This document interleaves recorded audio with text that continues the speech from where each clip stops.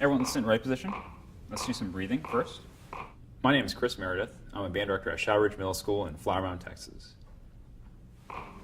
Mouthpiece in one hand, make a fist, put behind you, so you can really feel it back there, and then one hand in front.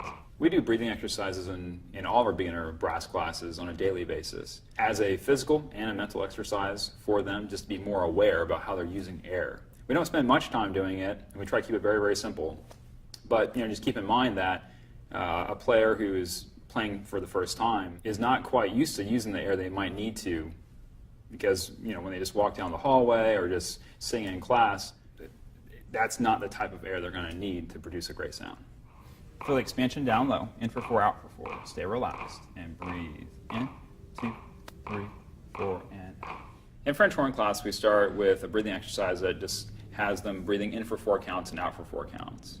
We have them place one hand in front of them and one hand behind them so they can feel the inhalation of where the air is going all the time. So they'll be filling up down low, forwards and backwards, left and right. And it just creates an awareness to where the air is going before we're going to use it.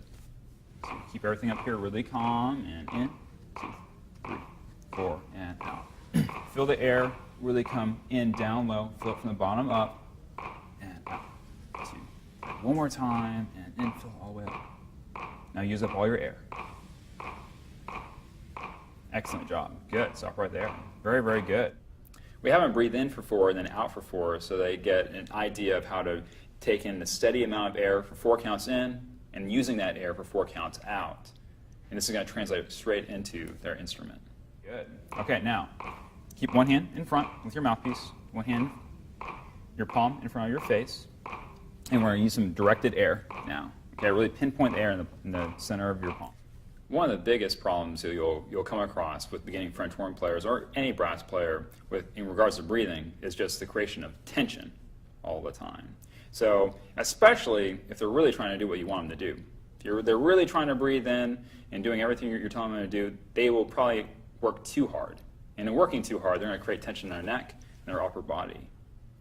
So in order to help alleviate this, modeling is probably the best thing you can do. And tell them to just keep it simple, stay relaxed and calm, and give them definite things to think about, rather than saying, don't be tense. Say, think about thinking, oh, when you breathe in. Bring your shoulders down and just staying relaxed. Here we go. In for 4, out for 4. And breathe in. Thank you for tapping your foot. Good for you. And out. 2. Feel that cold air. In, 2, 3, 4. And feel just how it's pinpointed right in there. Good. 2, 3, 4. Use up all your air you can right now. Really energize your air. 2, 3, 4, and yeah, nice job. Stop. Good. Really good. Relax position real quick. We like to start our brass classes on the mouthpiece first before introducing it onto the instrument. We want to keep everything very simple and very layered. So first step, breathing. How do you use your air? Next step, keeping all of that the same, now just introducing a small part of the instrument. So the first step in introducing a mouthpiece would be to, how do you hold it? Well, minimally, with 2 fingers. How do you place it? Well, just say any sort of word or syllable. We'll just use M for right now, just to get the lips placed. And then, where do you place the mouthpiece? Well, we always tell our kids, directly center. And then for French horn, we want to think 2/3, 1/3, or however you want to teach it.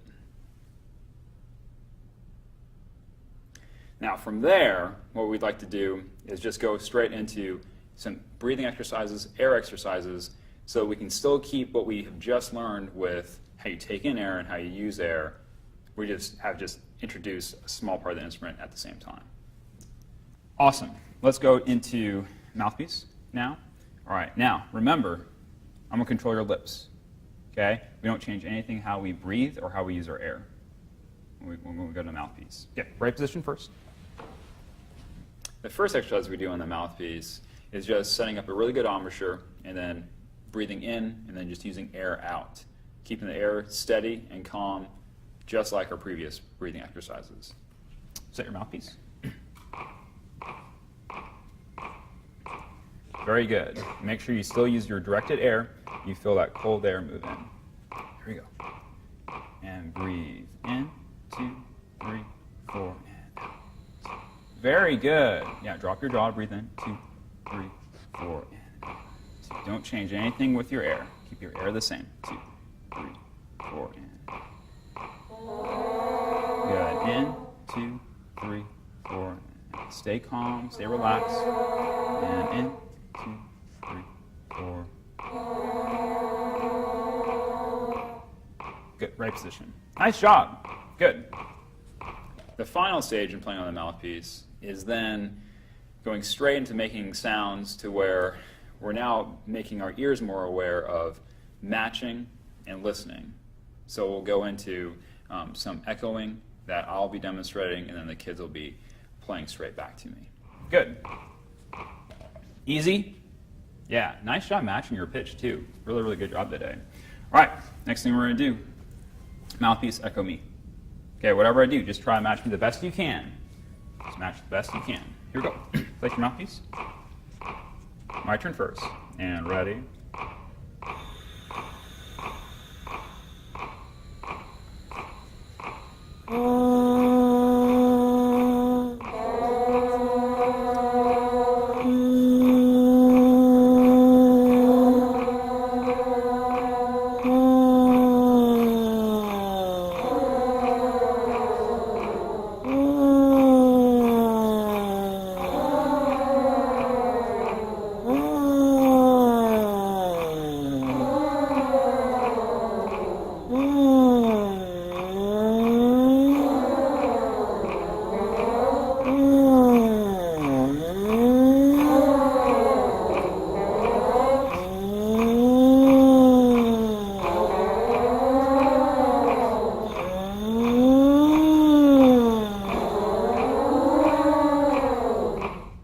Nice job. Really good. Right position, relax for a second. Some of the things we're looking for when we're doing echoing exercises are, first, doing everything that we've done up to that point. So really great posture, perfect mouthpiece placement, good usage of air, matching pitch, matching intensity of air, and essentially matching everything you're doing as you demonstrate for them.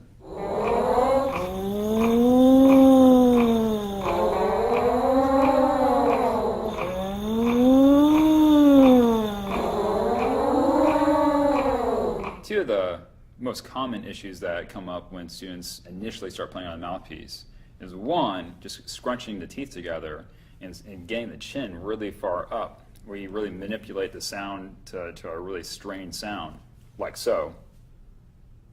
And all you really need to do is just tell them to think longer face and open up the teeth to where you get that open sound. Another big common issue is the wonderful smile you might get when students really want to manipulate the pitch a little bit higher, like so. And what you really need to talk about is an aperture size and the shape of the aperture, and how we make it more of a circle rather than something that's really drawn out and stretched thin. Nice job. Next thing we're going to do, because we're going to take what we just did, and we're going to do football real quick. Some other exercises we do on the mouthpiece include football, which is basically 4 counts of each player playing, but it being just continuous sound all the way through the class. Now, we're going to start with Reagan, and whatever note Reagan starts on, we're going to pass that note along with no breaks in the sound. You with me? All right, good. Right position. And I tell you what, Reagan, I'll actually start so you can match my pitch. Okay? Here we go. Be ready for your turn, and always be tapping your foot. Good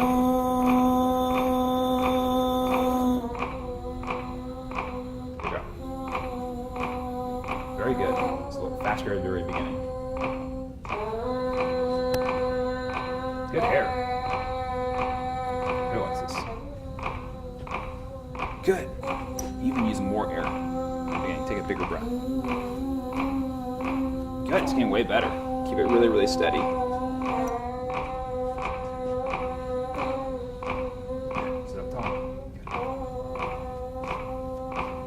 Nice job. Good job, everyone. Okay, we call it football to give it a fun name and to get kids to think about passing the ball along at the same level, just like a handoff would be. And we tell them you don't want to fumble, and a fumble would be not coming in at the right time or allowing there to be a break in the sound.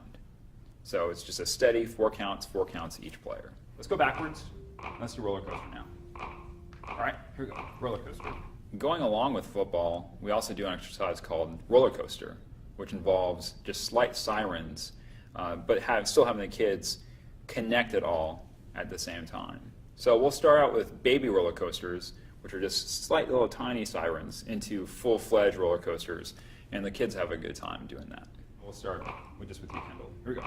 Be ready to play. Always be tapping your foot. Take a deep, full breath before you start, Kendall.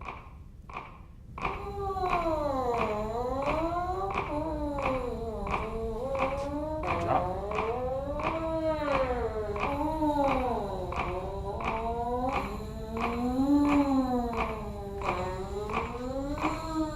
Nice job.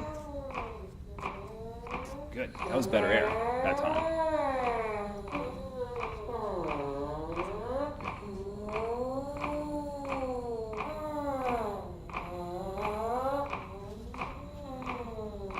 Okay, nice job. Go to right position. Relax. Okay, now you're going to be the student. I'm going to be the, well, actually, let's reverse that. You'll be the teacher, okay, and I'll be the student. Now, for this, I want you to be really picky and see what I'm doing wrong.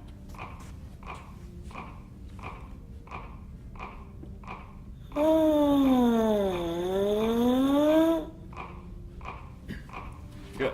McKeel, what did you see? You moved your head up, down, and up when you were playing. Good. Now, is that good or bad? Bad. Why is that bad? It changes your sound It changed how? because you're like moving and it changes your air. Yeah, it changes how our how we breathe and how our air is used right here too. And you're doing extra work. You don't need to do extra work, right? Keep everything really simple and just relaxed. Okay. Nice job. Let's do it one more time. Keep everything really steady all the time, and keep your sound really steady too if you can. Okay. Backwards. Let's start with Reagan. Here we go. Reagan. We have our students perform both individually and in a full class setting. To encourage them to play more as individuals, we set them up for success with exercises like football and roller coaster. So we have them do these on the mouthpiece and on the French horn, to the point where if we ever ask for, hey, does someone want a solo? You might have a few people initially, your stronger players say, yeah, I want a solo. But as time goes on, and as we're doing more of these exercises, you'll have everyone in your class being ready to solo at any given time. Okay, nice job. Right position. Good. And relaxed position. Again, you're going to be the teacher. I'm the student. All right. Now, this one's going to be pretty tricky. Try to figure out what am I doing wrong. Okay? Really use your ears for this one.